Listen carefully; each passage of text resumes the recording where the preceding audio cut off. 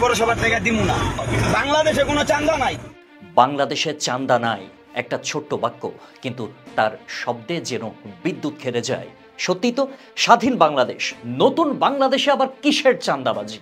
বাঘের মতো গর্জে ওঠা এক সাধারণ ড্রাইভারের কণ্ঠে আজ গোটা দেশের মানুষের জমে থাকা ক্ষোভের প্রতিধ্বনি। কারণ এটা শুধু তার প্রতিবাদ নয়, এটা কোটি মানুষের প্রতিদিনের রাস্তায় বেঁচে থাকার লড়াই। এমনভাবে তো গর্জে ওঠা দরকার বাংলার প্রতিটি মানুষের, তাতে রুখে যাক প্রতিটি অন্যায়, অবিচার। এভাবেই সবাই অন্যায়ের বিরুদ্ধে দাঁড়াতে পারেন। পরিবর্তনের জন্য এমন ড্রাইভার ভাইয়ের মতো একজনই যথেষ্ট। চাঁদাবাজ পাইলেই এমন করা উচিত। এটা আজ আর লুকানো কোনো অপরাধ নয়, এটা যেন নিয়মতান্ত্রিকতার আবরণে বৈধতা পেয়েছে। বৈধতা তারা জবরদখল করে আদায় করে নিয়েছে। সিটি কর্পোরেশনের নামে ইজারা দিয়ে যখন রাস্তার জায়গা বিক্রি করে দেওয়া হয়, তখন বুঝতে কষ্ট হয় না রাষ্ট্র নিজেই কোথাও না কোথাও এই অনৈতিকতাকে প্রশ্রয় দিচ্ছে। ঢাকার প্রতিটি মোড়ে মোড়ে পণ্যবাহী গাড়ির সামনে হাসপাতালের গেটেও দাঁড়িয়ে থাকে একদল লোক, যারা বলে ইজারা লাইসেন্স, অথচ এই ইজারা মানে আসলে অবাধ ও অঘোষিত চাঁদাবাজি। সম্প্রতি রাজধানীর জিগাতলায় এমন এক চাঁদাবাজকে প্রকাশ্যে প্রতিরোধ করেন এক সাহসী চালক।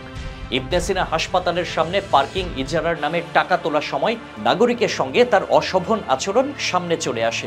পুলিশের তাৎক্ষণিক পদক্ষেপে তাকে আটক করা হয়। বিষয়টি প্রশংসনীয়। বিএনপির পক্ষ থেকেও পুলিশের এই পদক্ষেপে সহযোগিতা করা হয়েছে, যা রাজনীতির বাইরেও মানবিক ভূমিকা রাখার দৃষ্টান্ত।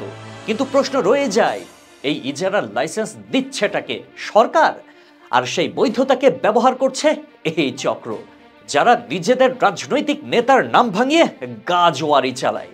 ফুল টাইম রাজনীতি মানে যেন এখন উপরি কামায়।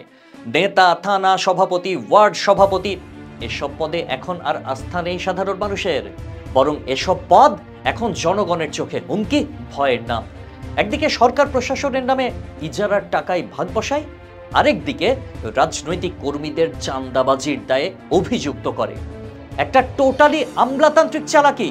জনগণ বুঝতে পারছে এই দুমুখ ব্যবস্থায় আসলে দুর্নীতির আসল রূপ। রাজনৈতিক দলগুলোরও এখন বোঝা উচিত, তারা আমলাদের খেলা বোঝার আগেই জনগণের আস্থা হারিয়ে ফেলছে। তাই সময় এসেছে চাঁদাবাজির নামে চালানো এই ইজারা প্রথা বাতিল করার। জনগণ এখন আর চুপ করে থাকতে রাজি নয়। চাঁদা নাই, এই বাক্য এখন শুধু প্রতিবাদের স্লোগান নয়, এটি নতুন বাংলাদেশের এক নতুন চেতনার নাম। যেখানে দুর্নীতির বিরুদ্ধে দাঁড়ানো মানে বিপদ ডেকে আনা, সেখানে একজন ড্রাইভারের সাহসিকতা পুরো দেশের বিবেককে নাড়িয়ে দিয়েছে।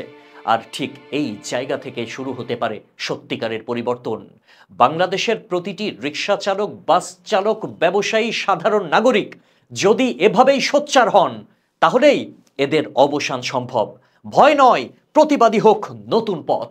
যে দেশ স্বাধীন হয়েছে রক্ত দিয়ে, সে দেশের রাস্তায় চাঁদাবাজির জায়গা নাই। এই বার্তাটা হোক ঘরে ঘরে। আল্লাহ হাফেজ।